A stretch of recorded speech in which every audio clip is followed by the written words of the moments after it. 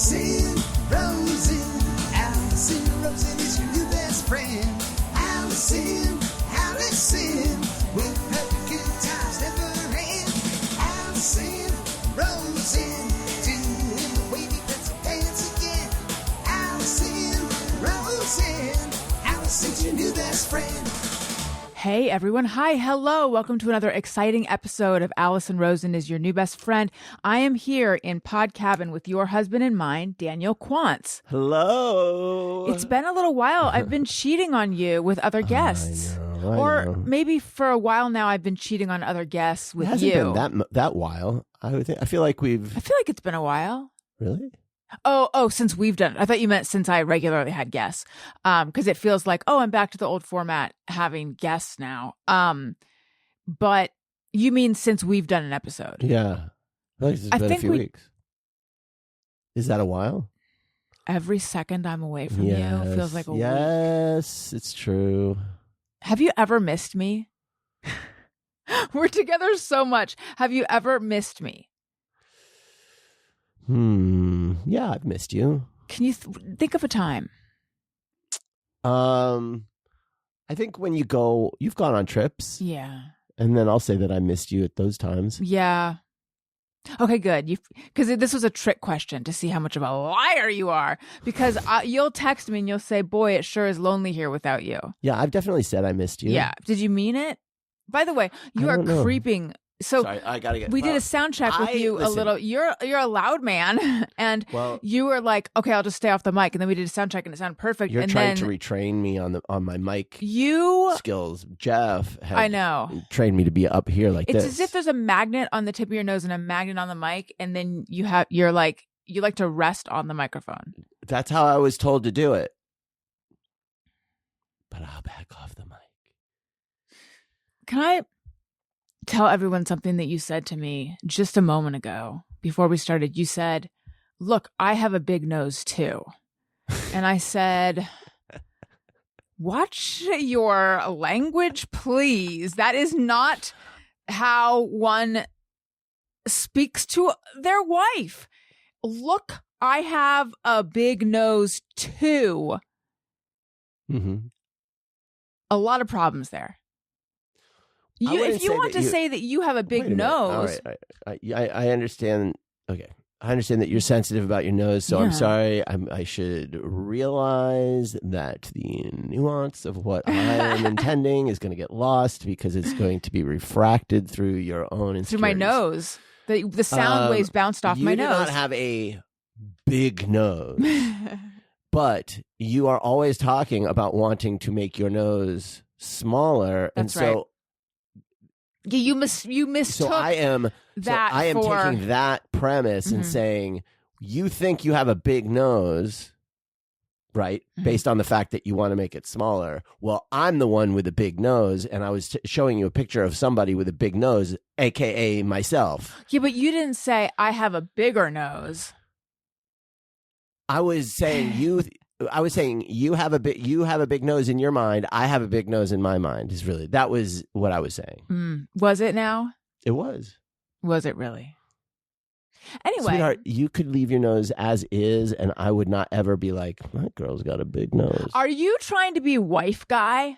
I love my curvy wife. You know that guy? Remember that guy? He got pilloried on the internet. He's like, my wife is a troll, and I love her. It's what all the women I have heard. Legitimately never thought you have a big nose. You're the one that is always talking about your nose. I know. Big. And again, you mistook that for together we can talk about your big nose. And I had to correct you. Guys, I didn't want to start the show talking about my nose. I think you should leave your nose as is. I fell in love with you with your nose. I think you should get a shoulder reduction surgery. What if I got everything else in my face made bigger? Exactly. Like the nose. Yeah. Just enlarge my face. All other stuff. But really, from a perspective, you're an artist, Daniel. From a perspective standpoint, wouldn't that work? Well, no, because then your face would look too big then for the proportions of your body. You'd have to literally make everything. Yeah. I'll get my body bigger. I don't know. truthfully, I feel like your nose fits your beautiful face, and that whenever you show me pictures of like, what this is what I might look like, I'm always like, that doesn't look like you. Yeah, and you're not as pretty. Oh. Or is it that you look like another pretty person, and I love you, so I want you to look like you. What if I look like me, just better? Yeah, I guess I just don't know. It's hard to know. If I were to do it, the plastic surgeon that I believe I've settled upon, his whole thing is that it's very subtle. It's not like the old-fashioned kind. The old-fashioned kind of rhinoplasty. Where it's like a perfect. It's the old-fashioned rhinoplasty. They go in and they like break your nose bones and reshape them. And this guy just does just kind of like shaves the bone down and reshapes and stuff. But my concern would be, what if I go to this guy? It's sort of like you impress upon a hairstylist, please only trim a little bit. And then you find the hairstylist that actually only trims a little bit. And you're like, oh, I don't even look like I got a haircut. What if I did all that and then I don't even look like I got anything? A guy got a nose cut. I think that's a dilemma that people, when they start getting, it's like, if I'm going to do this, I want to look like a new person. And it's like, when you do so much plastic surgery that you look like a new person, to you, that's exciting, except that other people look at you and they go, that's a person that just got a lot of plastic surgery. I think you can easily get into dysmorphia. Right. I'm a bit of a coward, so I probably won't. I haven't done it for this long. I probably won't do it. But I will say this. Yeah. After my hysterectomy and rectocele repair. You're like, give me more surgeries. Well, I'm like, wow. They have made it so surgery is not painful anymore. And my mom, speaking of hairstylist, my mom's hairstylist had a facelift, I don't know, within the last couple of years. And my mom told me that she said it was scary how not painful it is. They're getting real good at these, I too. think so. And then, just to talk about surgery for one more second. Mm-hmm. When I had my laparoscopic surgery in 2011, I forget how much I've talked about this before. When I woke up from anesthesia, I was in so much pain. So much. I remember the first thing I said upon waking up, or that I'm aware of that I said, was, I'm in pain. Like, I'm in pain, please. And they gave me drugs. But I definitely had a lot of discomfort. This surgery, I was not in much pain when I woke up. I was not in much pain at any point. And I think we talked about that, I think. Like they gave me a nerve block. So, some feeling didn't start coming back. I was not aware of it. It was internal. But until like 30 hours later. I just think they've gotten really good. Yeah, it's crazy. So I should probably get my whole face redone. But you're going to too. Just as a goof. Yeah. Well, I'm doing it for content. I am always bumped by my profile. We all are. Because you're not used to seeing yourself like that. But I'm always bumped by, on the front view, my nose doesn't look as big. And I think I've always been like, what is wrong with my profile? Like, I don't. Try a 3/4. I don't like the way that I look. I feel that this is the sound of how I feel I look in profile. That's how I look in profile. And I don't want to look like that. I want to look like, and not. And so, is that a jawline thing? Well, I don't know. I didn't think I did. I don't feel like I have a weak jaw. Do you? No. There was a hesitation. Well, you don't have a Chad jaw. How dare you? See how it works both ways? Yes. Yes, I do. Are you doing this to get back at me? No. So should I get a chin implant? No. See, that's when it all starts looking phony. Like John Mulaney. Does he look better now than before? He looks different. Did he have facial surgery? He either had fillers or plastic surgery. So I wondered if maybe it was my jaw. Although I don't feel like my jaw. I don't have a weak jaw. Right. I don't have like a, I literally just Kirk Douglas jaw. But like Kirk Douglas, doesn't he have like that kind of like, or like who's someone who has like that sort of strong jaw? Whatever. I don't know. I don't have that big, strong, like Sigma jaw. But not many people do. Kyle MacLachlan does.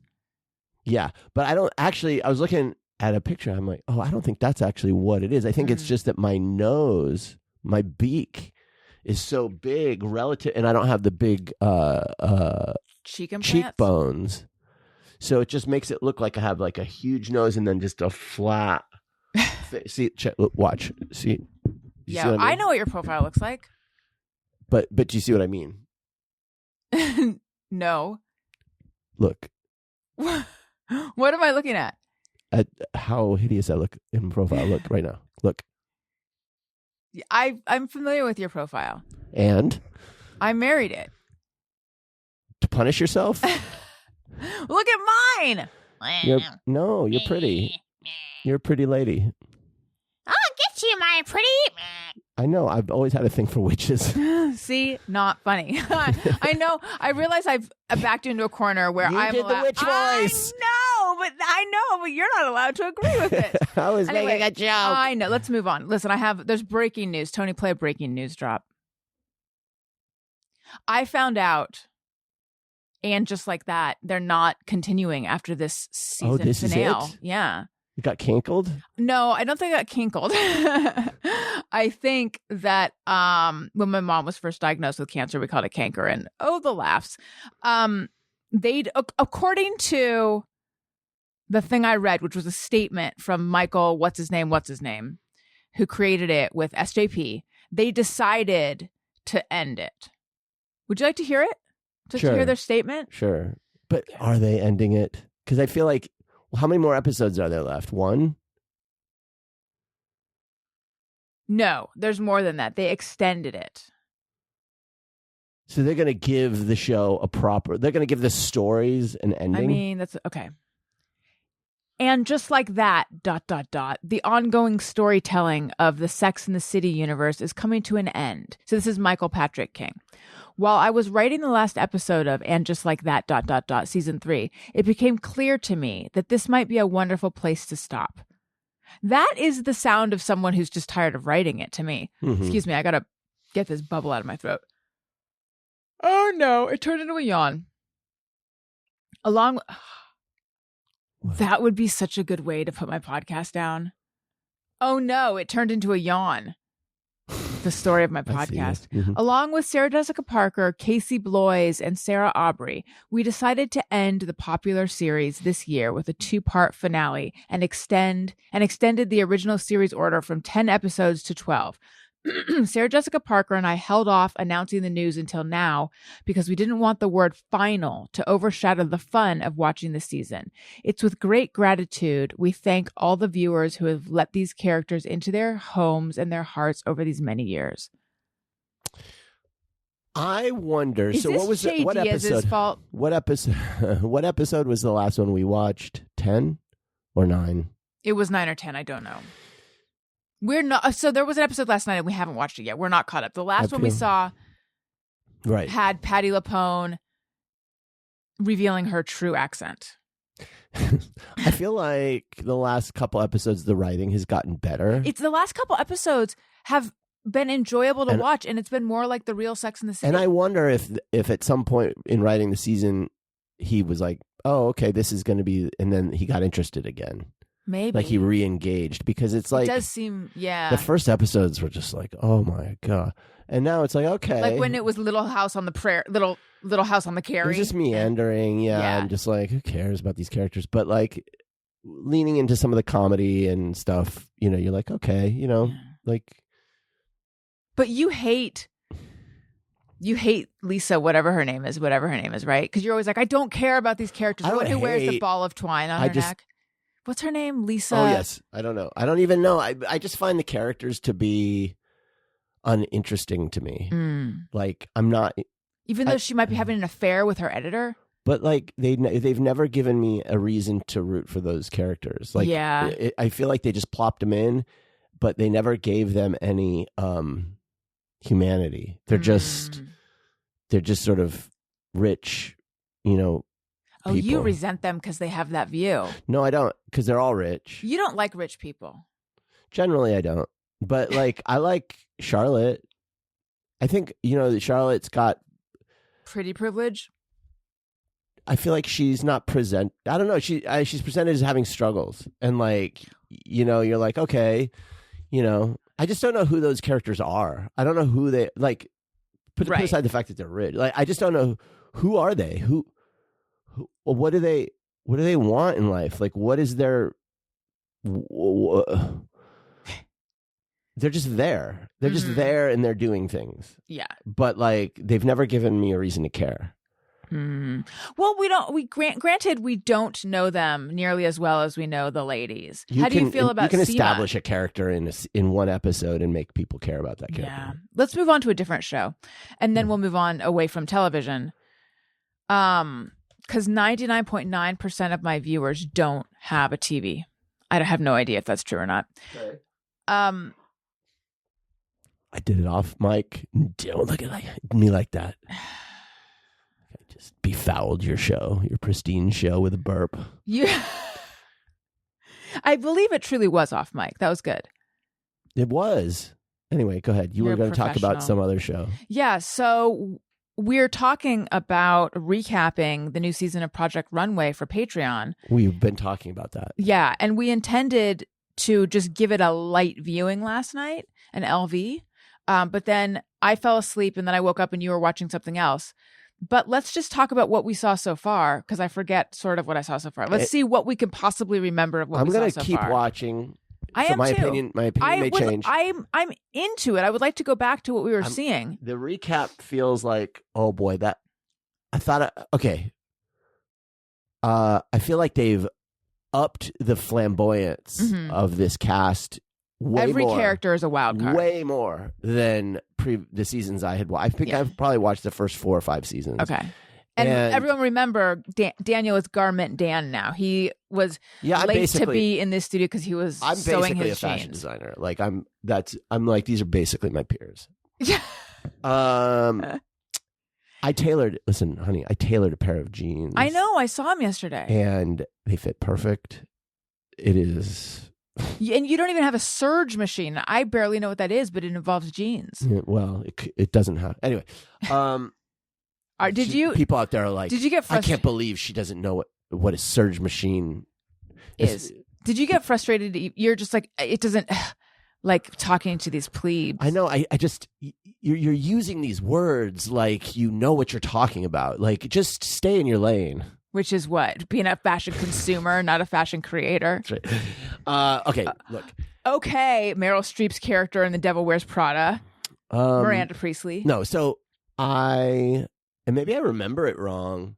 I just don't remember the characters being that over-the-top flamboyant. I feel like the show may, in their casting, have been like, we're going to compete with RuPaul's Drag Race. And so it's...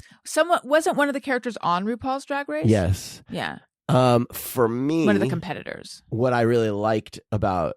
It's kind of like comparing later seasons of The Real World to early seasons of The Real World. You stole my thought. Yeah. It's when The Real World became self-conscious. Yeah. It was the Las Vegas season, right? Where they were all drunk in a hot tub on the first episode. And it's like, this is so different than Julie and the other ones in New York. Andre. Right. Like what those early seasons were just young people just, in their lives. I think they really it was like done like a fishbowl where they filmed it.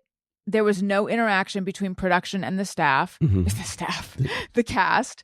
And then they would just edit together the stories versus scripted reality TV now, which I don't think The Real World ever became that. But also, like, I think it started to change in Seattle because when they were filming in Seattle, the city was like dogging them everywhere they went. Yes, and aware of who they were. And so they had to become more of a fishbowl, or like an actual fishbowl where everything was contained. They couldn't have their lives out in the city like they did in San Francisco, or like Boston, or Los Angeles or New York. I think because it wasn't practical. I think Seattle was before Boston. Really? Okay, this is my memory. New York,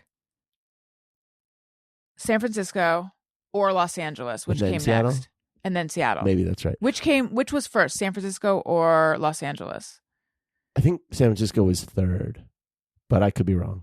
San Francisco had Puck, right? Yeah. And Judd. Yeah. And then Los Angeles had that country guy and Beth and the woman who got and Kevin who got kicked out and the woman who wired her jaw shut. Right. I didn't like LA as much.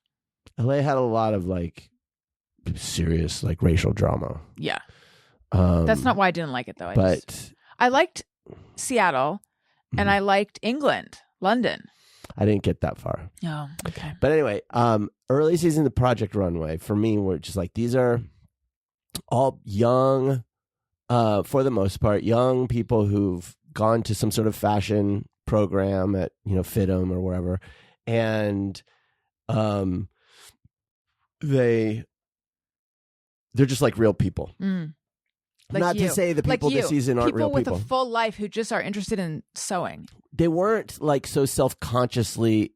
I mean, they were definitely. They weren't reality TV characters. Right. They weren't like putting on a show. Yes.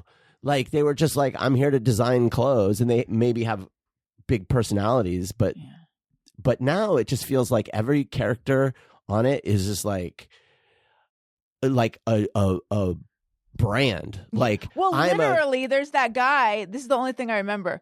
There's a guy, James McRae, but it's one name, James McRae. So he'll introduce and he's himself. forcing everyone to say James McRae. And they'll say, "Hi, James." He's like, "No, it's James McRae." Hi, James McRae. I know, and it's like but I might worked. grow. I remembered they it. might all grow on me, but for me, as a fucking old Gen Xer, that shit really turns me off. Like I'm watching it, and I'm like, oh, I don't like this at all. I don't like that phony bullshit. I just don't like it. It's just not to my taste. Did you watch far enough to get to any challenges? They started the challenge, and like, what is the challenge? Because the first challenge is they got split into two. So let me just say one other thing. What I really like about Project Runway has nothing to do with fashion or anything. It's just that it's seeing people, creative people. They're given a creative challenge, and then they have to solve it in a short amount of time under extreme circumstances, and then just seeing how well they do. To me, I love that format of any kind of show. Okay, the first challenge is they're split into two groups. They are princesses and villains, and one is princesses, one is villains, and they have to do like a group show. So every designer has to come up with something, but it has to be cohesive as they all have to be like cohesive with each other. And there's this one Mexican designer they're like twins. Oh yes, I saw them. And he is like, did I say flamboyant? Very flamboyant. They're all very flamboyant. They're all trying to be the next Christian Siriano. And he brought with him this print, and he is so excited about this print. And it's like he's like fabric. And he's like, I think that is that what you call a fabric that has a print? You just call it a print? Yeah. Is that what they call it too? Yeah, I think so. Okay. And he doesn't show it to them. He's just describing it to them. And he's like, I think we should have that as the like thing we build the whole collection off of. What does the print and it's look got like? butterflies. He's like, he points to something. He's like, it's like that. It's got like butterflies, and it's like red. And then he describes the colors. And they're all, for some reason, they're like, okay. And then in all the interviews, each person is like, I'm not doing that. I'm just going to do my own thing. And right away, I don't know how this works out, but I can tell you this is a disaster, obviously, because the whole point of it was for it to be cohesive. You're agreeing to something. Yeah, part of the fun of this is seeing that kind of stuff. Like how do you work as a team? So I don't know. That's as far as we are. We being me. All right. Well, I'm in. I'll do it with you. And maybe it's not a traditional recap, because I feel like on a recap podcast, there's always one person who's like, okay, so we start here. And then in the next few minutes, it'll be just a reaction podcast. We might do a discussion podcast. Maybe we'll just do like a general TV. The problem for us right now to open the window. Wait, what do you do when you peel back the curtain? Yeah, to peel back the curtain. Is committing. My mom's not in town anymore, and our time to record is very limited. We're also having trouble watching all the stuff we need to watch. Right. So, but if we commit to it, we commit to it. It could be fun to talk about, but we'll see. We'll see. And then how are you feeling about Christian Siriano? He's the Tim Gunn of he's this the show? Tim. Yeah, is Tim Gunn retired? Who are they? Who's the judge? So there's I don't actually know who the three judges it's are. Nina Garcia, probably. It's Nina Garcia. It used to be Michael Kors and then maybe like a third celebrity judge. Now it's Nina, and I don't know who the permanent second one is. They keep showing him. It's not Christian Siriano and Heidi Klum. They're just the hosts. Heidi's the host. Christian is the new Tim Gunn, who's like the mentor, who's like in the workroom with them, guiding them and giving them. Got to know what his catchphrase is, because Tim Gunn's was "Make it work." Make it work. Yeah, Tim Gunn was the heart of the show, man. Love that guy. Where'd he go? He's probably retired. I mean, he was kind of an older gentleman when the whole thing was airing. I like Christian Siriano. I mean, like his season when he won, it was clear he was better than everybody, but I just got tired of the like ball gowns. I mean, he has like a very like his style is very glam, and that's just not interesting to me. The year before, when Jeffrey Sibilia won, I think it was the year before, that was more my taste. What is going on with your right index finger? I don't know. I think it had maybe like the cuticle, like let me see. The cuticle went away. Hold this up. And then it may have gotten infected, but now it's not infected now. It just didn't grow back. The cuticle didn't. That silence is me pouring one out for your fingers, Daniel. Who cares about my I do. Fingers. Fingers and toes are nibbling fucking. On the fingers nails. And toes are gross. Everyone needs to get over it. The nibbling. Get on over it. The nibbling fingers on and the toes nails and the are cuticles. overrated. Play the drop, Tony. Daniel. Yeah. The cuticle is there to protect your fingernail from infection. And when you bite it away with your foul mouth, you open it up to infection from your foul mouth. And that's what I'm seeing. Oh, well, okay. Please don't. And I married your profile and I married your fingertips. Well, you can have them. I'll leave them in the house. I mean, really, I don't know why I care, because but it's like watching someone smoke, only it's not nearly as dangerous, but still. Don't look at them. Do you want me to wear gloves? Yes. Do you want me to wear fancy boy gloves? Yes. Fine. I'll wear fancy boy gloves. I want you not fingerless. They need full fingers. How about just the fingers? Just fingers. Yes. Those are like finger cots. There's got to be a surplus of just the fingers. Right. Because people wear fingerless gloves. Just the fingers. That'll be my new business. Yes. Just the fingers. Just the fingers. I like that. Now, do they know about your fashion idea that's going to take the world by storm that recently you announced this would be the year? I might have been. No. Do they know about it? I haven't told them. Is now the time? Yes. Have you been saving it for fear that it's so good? It's so good that you need to save it? I did have in my back of my head, like, maybe. I know that I wouldn't, but maybe. I feel like you need to make it. All right. Here it is. Well, by declaring it on this podcast, if anybody out there goes with this, you owe me a cut, because this is my... No, I think when you say it on the podcast, then it's yours. Well, the name of the product is Pant Toes. Right? It was Pant Toes? Yeah. And is that two T's? Pant Toes or Pantos? Pant Toes. Which one? Okay. Pant Toes. And they are these little like tags that you would attach to the bottom cuff of your pants.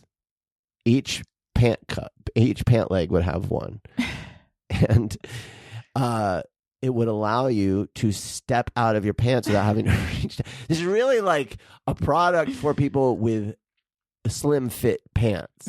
Like anyone who has had slim fit pants, obviously super slim especially, but even just like slim, there's not enough fabric, Right. for you to do the. You the have move. to sit down and pull them off with your hands. Yeah, right? and like sometimes you just want to kick out of your fucking pants, and there's nothing for your toe to hold on to down there. So I thought, okay, you add like a thing, and then I thought, oh, you could have plain ones for the more conservative types, but then for the teens or like trendster types, you could have the side brand, which is the Pantaloons. And they're like you little never told funny. me. Wait, you didn't tell me about Pantaloons. Funny characters. You did not tell me about The Pantaloons. Pantaloons, honey. And you would get the Pantaloons and you would step on it. But here's the problem. Do they make a sound like? No. No, But there's fun. two problems with this product. One, you'd need to find an easy way for people to attach them to their pants, Right? So that it's not going to destroy their pants, but still be strong enough.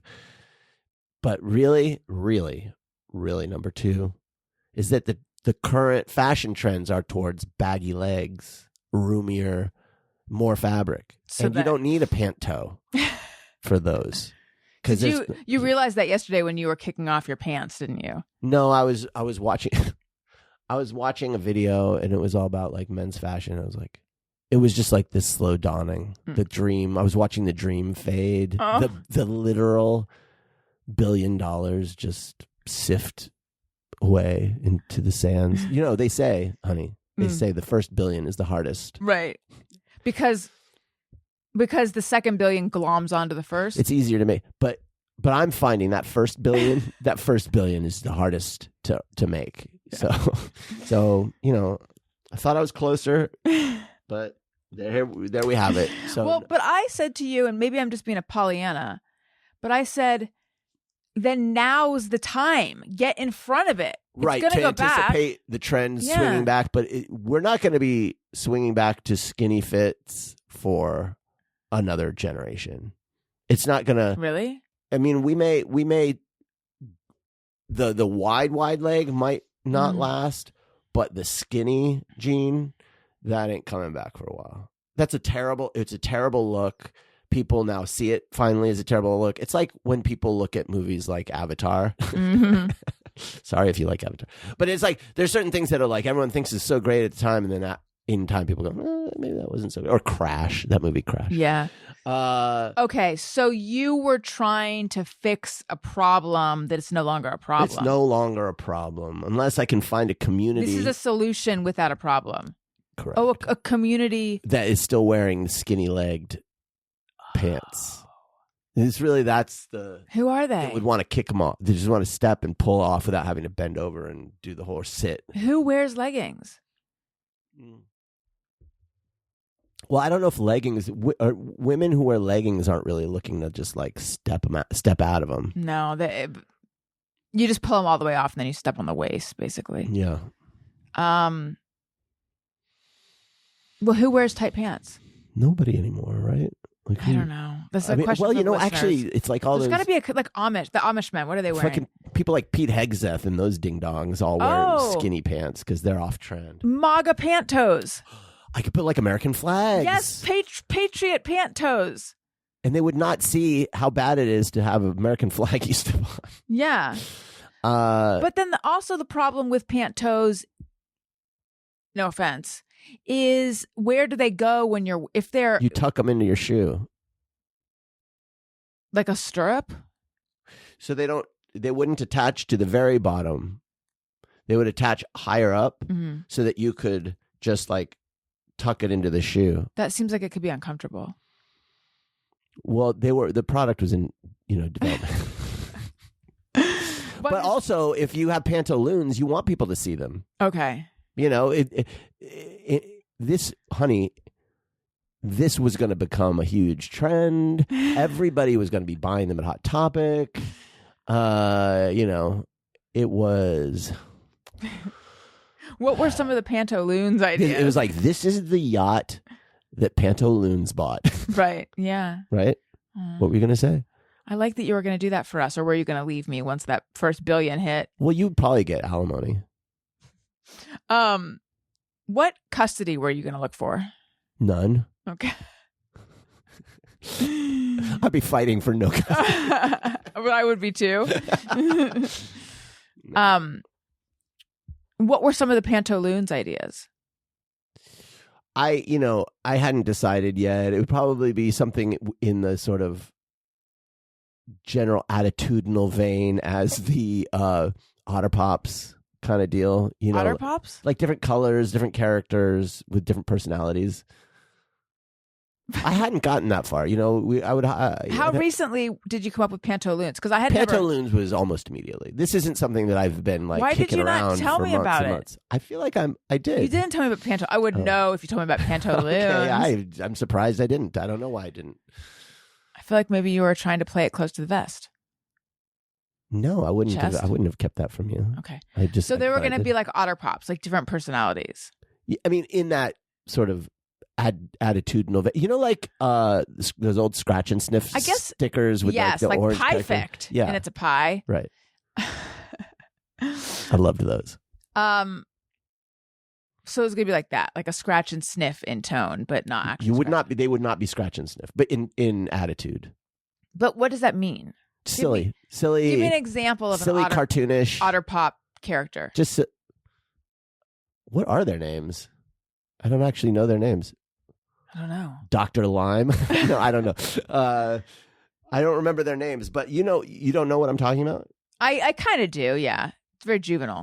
All I mean is like bold colors, cartoonish, silly. Were you going to go on Fun. Shark Tank? No, fuck that. Or are you just going to go straight to an investor? I was just going to email Mark. Can you imagine if I email him? I work for Mark Cuban, in case anyone wants. You should. I should just email and be like, hey, Mark. I'm just going to say one word to you. I just want to say one word. Pantaloons. I'm looking for an investment of $300,000. What was I going to say? It was in the Otter Pops, Pantaloons. Oh, the other idea is some of them might actually be toes. Oh, So pant toes could be actual like drawings of toes or shaped like a toe. But then I thought, you could do fabric colors, and then you could do pantaloons. Oh my God! Like a foot that you step on with your foot, Yeah. like a little fabric foot coming out of your pant. You could be silly with it. I like that. Like an O or a tongue. Yeah, you could do all sorts of fun stuff. That's what I'm saying. It's a way to express yourself. This is a mode of personal expression. Don't you want the world to know your personality? How are they going to know? So it's like fun socks, Yeah. but more functional. But people are over fun socks. Fun socks are over. They had their moment. They had their moment.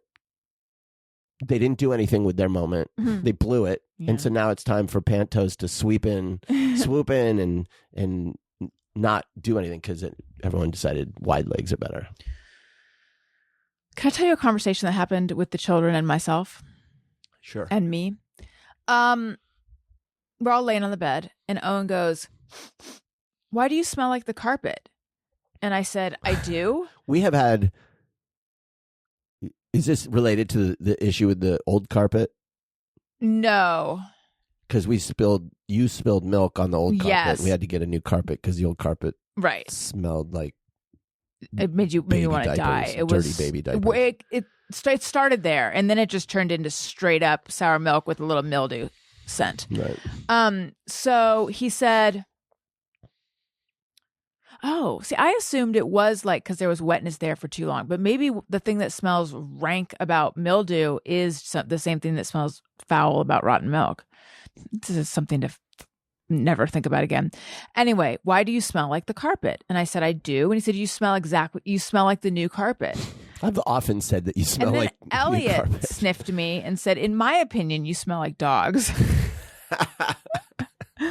It made me feel good. We all smell like dogs, I'm sure. But then my favorite conversation that happened,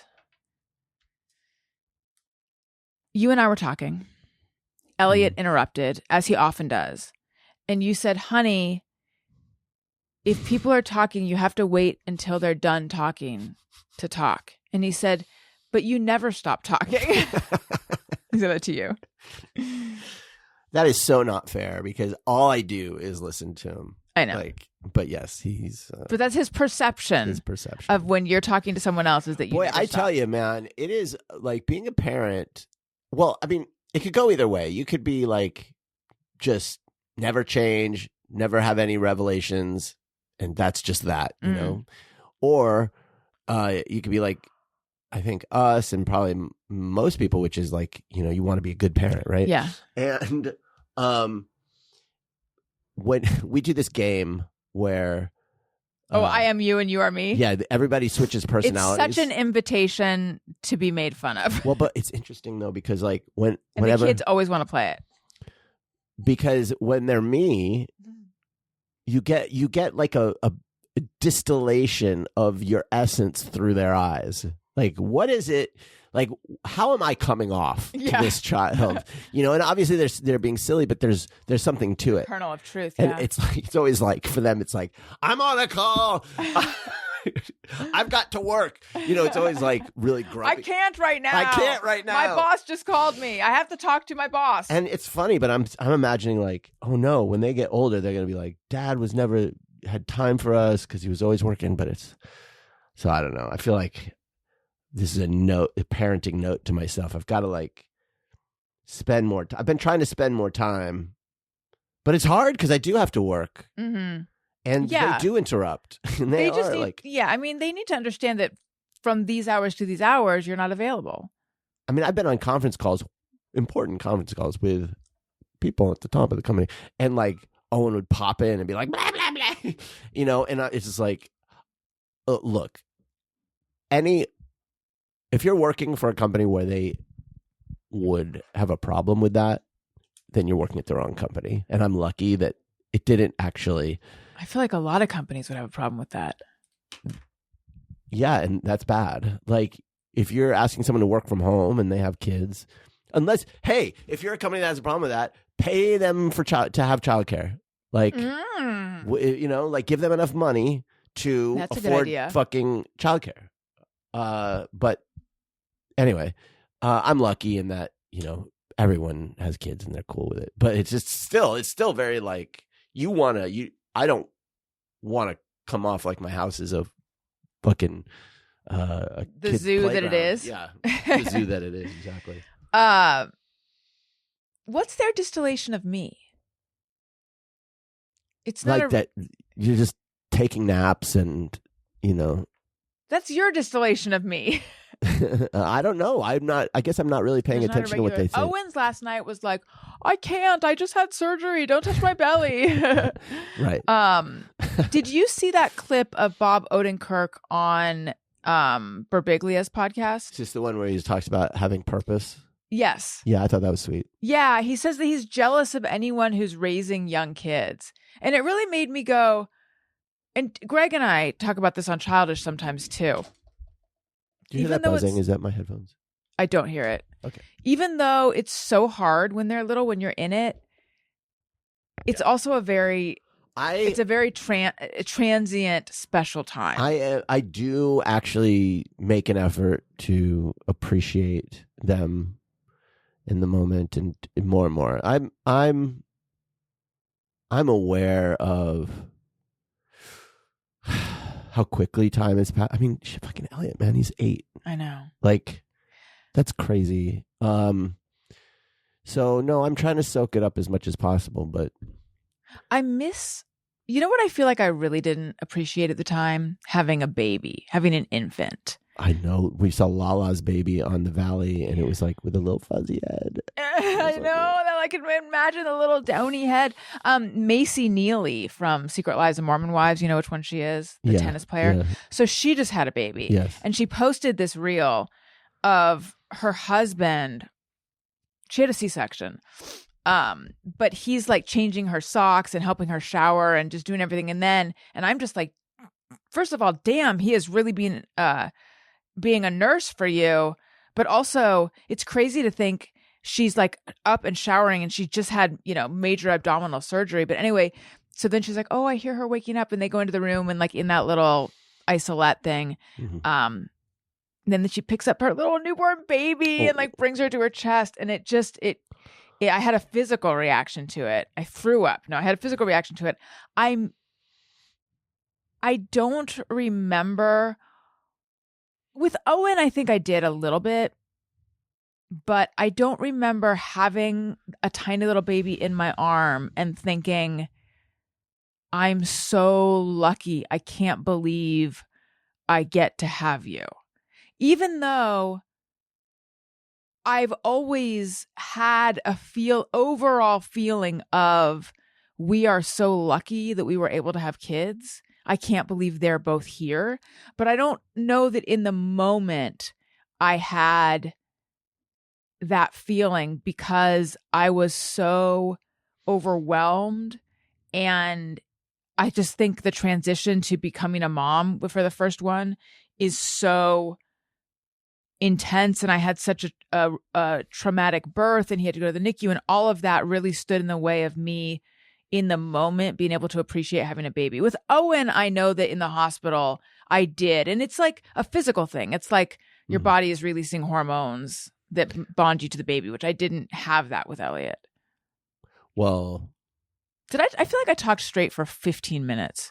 Right. I mean, I feel like you did bond with Elliot. Oh yeah, I just mean I didn't have that surge of hormone feeling that is like a soft, gauzy, druggy feeling that I had with Owen. Yeah, because the circumstances were pretty fucked up. But also, like, when, especially with your first, like, that time when they're a newborn, is a lot of it is spent, first of all, just like, you don't have any sleep. I remember bouncing with him on that fucking exercise ball at 4 a.m. and just bawling my eyes out. And you're like, "Are you okay?" And I'm like, "No." Yeah, like you're the I felt so alone. Lack of sleep, with, you're not like connecting to your partner. Your lack of sleep. You are stressed because you're trying to, everything's new, and there's just like a lot. There's a lot. It wasn't like that with Owen because we were more experienced. Yeah. And kind of, so I don't know. And it really did all come back. I remember the way I handled Owen. It's like, I remember exactly how to handle a newborn. Yeah, like remembering how to swaddle and stuff. Yeah. It's like there's all these little skills that you don't use anymore. Yeah. I don't know. Like sometimes I feel like, a third. Like, I can see why people have a third. My joke was always like, there's no man out there who has 3 who wanted the third. But like, I would. I can kind of see it. I don't know. We're getting so old that it would just be prohibitive. I mean, obviously physically, but just even if we were, I as a dad, I think I was already at the limit of like how old I should be to have kids. Yeah. Because I'm only going to be, they're not going to be that old when I kick off. So it's interesting that after I have a hysterectomy, you let me know you would have been open to 3. No, I'm not saying, I'm saying I wouldn't. I know. I think about it every now and then. Obviously, not feasible for us. Even if we used a surrogate, if we wanted our own genetic baby, now especially not feasible because I don't have ovaries anymore. But Owen my shit was fried. Like it was my body was done. But I sometimes think of it like if we had been able to do it now, would I be able to be in the moment with them in a way that I wasn't? And I'd be so grateful to have this third, I don't know, would everything finally come together and meld? And then I think that'd be a big age difference. That'd be like, you see families like that where someone has 2 older siblings who are like quite a bit older. Oh, you mean between the boys and this imaginary third child? I guess 6 years. I guess it's not that well, but it'd be like, but it'd be more like 7 or 8. Right. Huh. I guess that is a bit of a. It just doesn't feel that long to me. Yeah, is the problem. And like, well, we just had them. They were just babies yesterday. No, it'd be like the 2 older ones and then the baby. I mean, I'm not. Let's do it. I would never entertain. No. We'd have to adopt at this point. No, I don't want another baby. I don't want to go through all that shit again. I'm just kidding. I don't either. I don't think I could. It's so fucking hard. We're too old. It's so fucking hard. Like it's just, I can't. There's so much good, right? Like there's so much about them that I love, but oh my fucking fuck is it hard. And it's like not it's just nonstop. It's just like relentless. It's funny, all of the things when I was in my 30s where I was like, I don't think I want to have kids because of X, Y, and Z. All those things I was 100% correct about. I was 100%. The only thing is that like there's this other part. There's this other part that makes it like that's rewarding. Yeah. That mitigates the downside. But the downside, check. All those things are 100% yes. But there's positive side. What was the reason you didn't want to? Didn't want to be interrupted on conference calls? I don't want to run a preschool. Mm-hmm. I don't like playing kids games and doing like I just don't enjoy playing with kids. I don't want to be Chief Stew on a fucking yacht. You know what I mean? Like I don't want to be waiting hand and foot on the world's most picky fucking customers. Oh no, I only drink out of the blue cup, you know? Mm-hmm. One cube of ice and then throwing a fucking tantrum because you have 2 cubes of ice. That kind of shit all day, constant interruptions, like never can have a thought. I can't think in terms of sentences anymore. I'm like a court stenographer in my own head. I have to like abbreviate every thought because you don't have time. You don't have as much money at your disposal. Everything is like, I don't know, just on and on and on. Yeah. Like, all those things. Yeah. All those things are not, the good things don't make those things good. Like those things are still a pain in the ass. It's just that like it all seems worth it ultimately. When you look at your child and you just go, fucking love that kid so much, you know, and it's just like you're just delighted by things that they say and do, and you're just like, I don't know, that aspect of it tricks your brain into being okay with the bad. It does. We've been manipulated. I know. By our own thoughts. I know. They're gaslighting us. They are. I love these people, these childcare experts who are like, don't let your kid manipulate you, blah, blah, blah. And it's like, that's literally their whole game is manipulate. Like, what else do they have? They have no other leverage. Yeah. It's not like children are born with some like pictures of you and in college they're going to release. Like, you know, I have my own bank account. God damn it. Like, no, they manipulate. Yes, they do. That's how they survive. It's fine. Yeah. Yeah. Did we finally do it? We did it. Did we finally run out of things to talk about? No, we didn't. I'm sure there's more. My brain has stopped producing thoughts.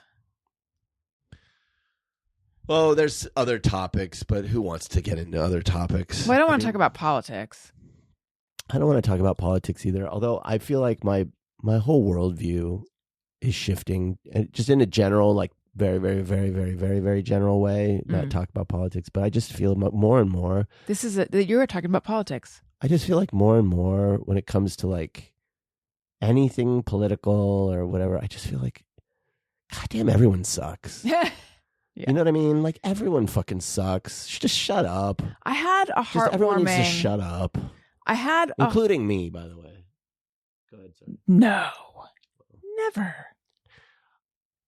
I have really pulled back on my social media presence for that reason. Like I still pop off on X every now and then, but like I don't post on Instagram. I don't post anywhere. I just feel like enough.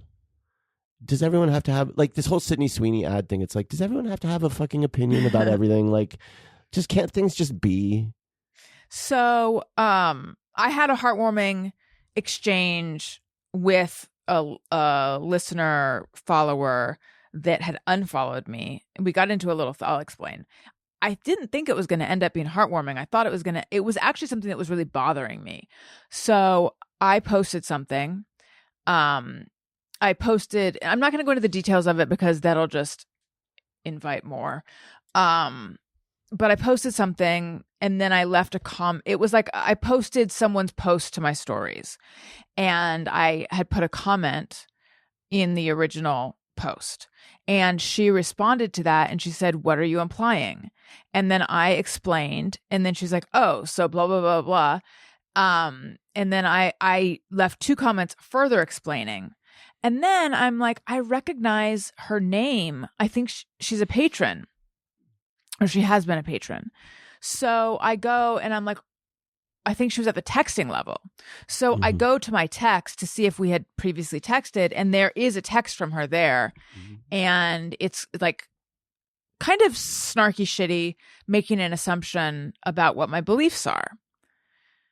Kind of that thing where it's like, if you aren't saying XYZ, then hang on, I must clear my throat. Along the lines of, or like the implication, rather, to me, this falls under the, I'm not saying what she said, but that kind of thing of like, if you're not saying the right things, then therefore you want children in Gaza to be harmed. And by the way, I don't know if she's still at the texting level. Patreon makes it difficult to see if people are still patrons. But here's a little cheat code for people who are interested in being a patron of mine and being at the texting level. If you, patreon.com/Alison Rosen, if you subscribe at the texting level, which is $10 a month, and then you cancel for a long time, you will still remain at the texting level, because I am very bad at going through and culling the people who are no longer at that level. So just a tip, you just pay once and then you hang out there for a while. I do intend to go through and cull. But anyway, I wrote back and I'm like, hey, and I could see on Instagram that she had unfollowed me. I said, hey, I noticed you unfollowed me, which of course is your right, but I think you're making assumptions about what I believe, which aren't true. Anyway, take care. And it really, there's more, but at that point, it bothered me. It bothered me. But I was thinking, Alison, this is the cost. This is the price of saying what you believe. On my deathbed, am I going to think to myself, I wish I hadn't said what I said because I lost a follower or patron even? Like, no. I very consciously and I didn't post it it was a picture of a hostage and a bring them home ribbon, is what I posted, How dare you? And there's a lot of stuff I think about posting and I think it's not worth it. I'm not going to change anyone's mind. And it just, like, why start it? If you're not actually going to be effective in changing anyone's mind, why start it? But this to me felt like, how can you be opposed to, and the thing I put in the comments was digging into it a little more, but just simply the story. How can you be anti bringing a hostage home? No matter what side of this you fall on. So you can't have, Alison, this is me to me, you can't have it both ways. You can't want to speak your mind. And then when you know very well how polarizing this whole situation is, and then be upset when someone has a reaction to it. But anyway, she wrote back and she's like, I think you're right. I have a young child and I think I tend to be too I'm paraphrasing. I tend to be too reactive. I'm sorry. I've listened to everything you've done. Maybe she didn't say everything I've done. I've been a listener. I'm just going to find the comment. I'm wanting to be careful because I suspect she will hear this. But it sounds like it was a reasonable back and forth. I mean, it really was. Yeah. Okay, you're right. I shouldn't make assumptions about everything you believe based on a comment. I'm glad we can talk directly on here. I've been listening to you for many years and I have enjoyed doing so. I have a 5-year-old daughter. I get emotional about this and reactive. I think we're all guilty of that. I know there's been a rise in anti-Semitism and I know that must scare you and worry you for your kids and family. Sorry for being so reactive. We should all try to understand each other. Have a good day. And I said, I know I am as well. I'm guilty of being reactive. Thank you. I definitely think having young kids, as we both do, makes it that much more heartbreaking. But I felt so much better after that. Yeah. And then she followed me again, and then I followed her. I don't know. I think what it comes down to is like, I don't know where this stole into our collective consciousness, where it's like, especially in particular on the left, where it's like constantly trying to find out if someone's a good person or a bad person. And if you're a bad person because of certain beliefs, then you need to be fucking excommunicated, driven out of society, you know, like.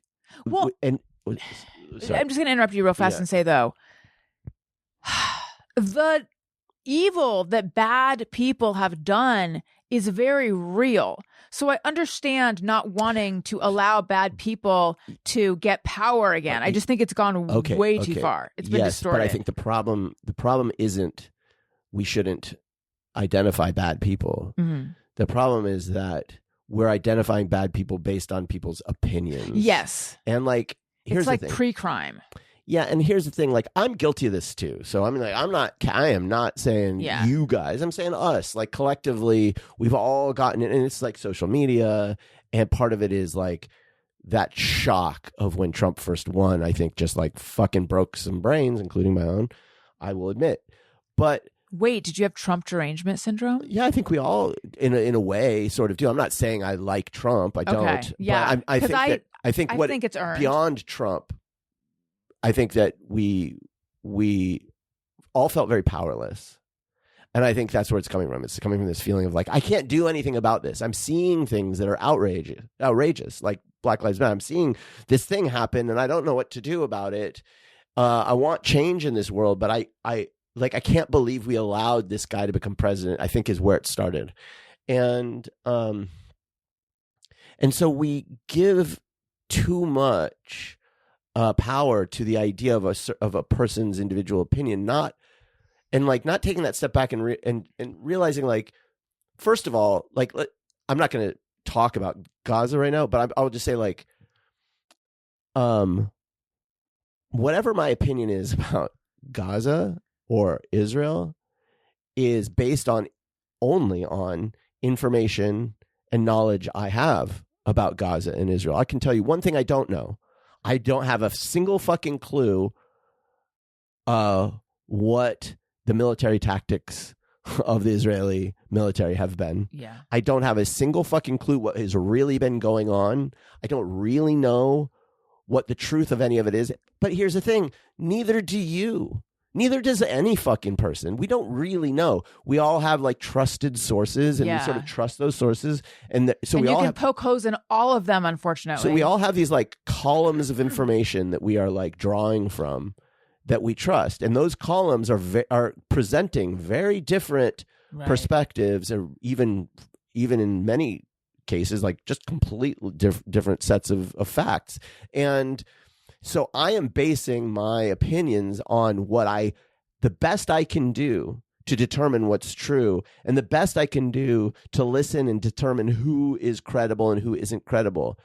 And if you disagree, if you have a different set and you're like, you think something different from what I think, and you hear my opinion and you think that person is evil as a result of my opinion, you are then making a judgment of my character. You're saying like I will just give an example.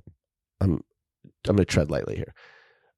Showing a picture of a beautiful, starving Palestinian child. Now, if you are a pro-Palestinian person, you're going to present that, and you're going to assume that a person seeing that is going to have one of two reactions. They're either going to be like, "Oh my God, I need to support Palestinians." This is in the mind of the person posting it. Uh-huh. Or you're just evil, because how could you want this poor suffering child to suffer more? But there's another perspective, and I am not saying right now who's right here. I'm just presenting how these things can be very different.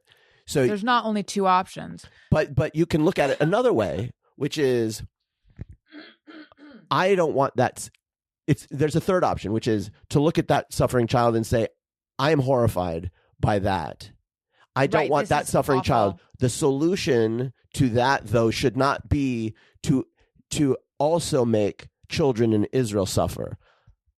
Like, there can be other perspectives. And I'm not saying that's fucking right or possible or anything. I'm just saying, like, the conclusion that the person who doesn't agree with you is evil is not incorporating other possible ways of looking at it that maybe speak to the fact that maybe that person also cares about that person, but just has a different understanding of the conflict. Well, and you can find completely different facts about how this situation got to be and what the situation even is. Yeah. That's what's kind of bothering. Like, Yes. because what she said is she's like, you think like we have eyes. And it's like, but the specific thing we're talking about is that the New York Times ran a photo that wasn't what they said it was. It turned out that kid wasn't starving to. Look, I know. I'm so hesitant to get into the details anyway. But here's the thing. We have eyes, but what's being put in front of our eyes might just- not be what it seems. I just want everyone to stop trying to determine whether other people are there fucking Nazis. Yes, Yeah. there are fucking Nazis. It's important to recognize those people and shun them from society. However, we are too quick to want to destroy people for having differing opinions because you've determined they are racist or they are whatever. And it's like, Any look, kind of ist. yeah, and it's like like most people I have found, most people in America and everywhere are good people. Want good things. They just have different ideas, different beliefs about things. Like you could say, oh, billionaires, it only costs it would only cost them like this amount of money and you'd solve hunger. But then you talk to someone on the other side and it's like, yeah, for one day. And then what happens the next day? Like, you know what I mean? Like there's other ways of looking at it. I'm not saying that the second person. Are you trying to protect your first billion? I'm trying to make my first billion and then I am going to fucking turn on the working class. No, I'm just saying I feel like it's all very counterproductive. I feel like yelling at each other and shunning each other and not listening to each other and not having, like, instead of just disagreeing with someone, which is fair, go ahead, disagree with what I've said. Let's have a disagreement. Instead of doing that, people want to like say, no, I don't. It's not that I disagree with you. It's that you're a bad person. You know what's interesting? That part of it, that needs to stop. You know what's interesting? You'll hear people say, it used to be that there were Republicans and there were Democrats, and we had a difference of opinion about XYZ, but we all basically were good people, and it was okay to disagree. And now, the right is way over here and the left is way, like, there's so much daylight between the two sides and stuff. And each side thinks the other one is a bad person. But is the first part of that statement true? Like, if we got in a time machine and went back to 1955, is it true? And by the way, I said this the other day. If you went back to 1955 in a time machine, like, go back further. Really take advantage. If you had one shot, take advantage of it. Don't just go to some, like, not that long ago time. Anyway, beside the point.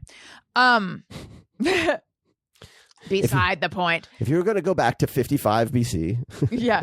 So if you went back to 1955, is it true that Republicans and Democrats were tolerant of each other's differing political views and didn't think the other side was dangerous and was a bad person? Oh, I you doubt, mean, like, has it gotten worse in that sense? Has it truly gotten worse? That's actually. I know that question. I do agree that the parties have spread out more, but I'm sure that abolitionists thought that slave owners were bad people. Yeah, I mean, look, there's always been that. I think the reason why it maybe feels worse, social media, is because algorithms have siloed people in terms of the information they get. So, like, you assume that I have received exactly the same information that you have. I have seen all the same images and everything, and I've just come to this other conclusion, a darker, more evil conclusion. Because you love killing babies. I mean, I do, but that's beside the point. You already made it clear you're not happy to have Right. kids. And so it's like, well, you know everything I know, and you've decided that this is okay, and it's not possible that I don't know things that you know. Right. Right. And so given that, you must be racist. And like, it didn't used to be like that because there were 3 fucking news networks and the newspaper. Like, that's how people got their news. Right. So the baseline of the facts we received, we're all kind of like drawing on the same things. Whereas now it's totally different. Like, you could talk to someone you disagree with and they will talk about something and you're like, I don't know what the fuck are you even talking about? Yeah, I know. You know, like, people who watch Fox News, there's whole stories they don't know about, like just whole things they are unaware of that you think like they know of and are just cool with. They just don't know about it, you know, and vice versa. I'm sure. Like, there's just like, because of that, we're not. It's not possible to really know what a person's are. But are people horrible? Yeah. Are people racist and terrible? Of course. But you just can't know that based on their opinion is what I'm saying. Right. Like, you can't hear someone's opinion and know for sure. And look, if it's a total stranger online, like, fine, whatever, yell at them. But if it's someone in your life and you know that like, otherwise they're a good person and like they've just come to a different conclusion, maybe don't like treat them like shit. That being said, I'm just thinking of your relatives that you have nothing to do with based on their opinions. What's a, you know, but you know them well enough to know. I'm not saying I'm right. I have relatives who voted for Trump, and I felt I had very young kids, and I was thinking about their future. And for me, I just felt like you are voting like a big issue for me is climate change. And it's like, when you're for it, right? Yeah, I love it. When you study, you know, kind of like what's going to happen and what's projected to happen and what's happening. Like, again, I have to point out, when I was in labor with Owen, you and my mom were talking about how fucked we are climate-wise. And I had to ask you guys to please change the subject. And like, look, literally in labor. Maybe I'm wrong. Like, maybe the information that I have is faulty. But based on everything I've read from experts and like, if we don't do something about it, their future is going to be really, really, really dark. And so for people who claim to love me and my boys to then vote against their future, essentially, felt very selfish. And this isn't happening in a vacuum. There's other factors. Okay. So it's not just that, but it was kind of like the final factor, where you're like, you know what? I only have time for people in my life who are going to want the best for their future. And I didn't see any possible way of arguing with them about it. It felt like a betrayal. Now, was that fair? Probably not. I don't know. It just, at that time, it was too much for me it hurt. You know, and the reason they voted for Trump was because they wanted a tax break, which was like, made it even worse. It's like, okay, here's your $1,200. I hope it was fucking worth it. But anyway, I am no fucking saint. I'm okay. Could I clear my throat one more fucking time? My God. You call yourself a professional broadcaster? Oh my God, I forgot to let everyone know. I did my Patreon friend zone where I gave my opinion on every single podcast mentioned on the Time 100 best podcast. And of all was time. Were you just fucking unloading fire? It was. Were you just, what is the terminology kids use? Were you blowing fire? Shitting fire all over their heads? I was shitting fire, Daniel. Yeah. It was like non-stop burning diarrhea. Oh my God. That was that hot. It was hot. Did I tell you about my diarrhea. My dream. I wrote a sketch for Saturday Night Live, and the sketch was one of those. Oh yes, you did tell me, but tell them. It was like an ad for a medication, and it was like an anti-diarrhea medication, and it was somebody, you know how they're all like people active, and they're like, da-da-da. And it was like the ad would have been like someone in line for a zip line, and they're like, oh, my stomach, and then they get on the zip line, it's like over a jungle, and then they just shit. It's like they were just like dusting the canopy with just diarrhea, and it was like, use da-da-da-da. Right. I don't know. It was so funny in the dream. But they didn't like it, right? They didn't want to show diarrhea? And I was like, SNL does not know genius when they see it. Anyway, go ahead. Yeah, so patreon.com/Alison Rosen. Patreon. Sign up for an annual subscription. Get 2 months free. You can also repair your relationship with me at the texting level. And Substack, AlisonRosen.substack.com. Substack. Please follow me everywhere. I probably lost followers today. No, So be why? it. Why would people go away? Because I'm on the show? No, I probably lost. Sorry, today as we record this, because I posted the hostage thing. Because I posted a picture of a hostage with a ribbon. That will lose followers. And that's, I made the choice. I said, this is more important to me. That makes me sad. Well, we don't know. Anyway, I just want to thank everyone for listening. Thank you for listening. Thank I you love for sticking with us. You matter. Goodbye. Hey, do you know about the Alison Rosen Show? We had a good time, but now we gotta go. Yeah, Alison Rosen is your new best friend.